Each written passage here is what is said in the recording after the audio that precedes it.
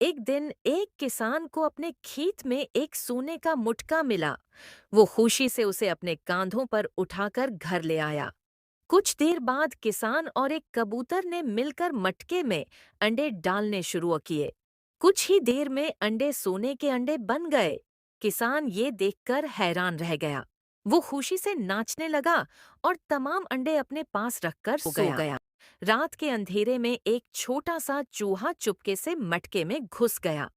सुबह जब किसान उठा तो उसने देखा कि झोंपड़ी में हजारों चूहे भरे पड़े हैं। किसान और कबूतर डरकर भागे और एक दरख्त पर चढ़ गए। फिर किसान नीचे कूदा, मुटका उठाया और खेतों की तरफ दौड़ गया। उसने जल्दी से मुटका जमीन में गहरा दफन कर दिया ताकि कोई नुकसान न हो। घर वापस आकर वो बैठ गया और रोने लगा और बोला, काश मैं लालच न करता तो ये सब न होता। और फिर उसने लाइक और चैनल सब्सक्राइब नहीं किया।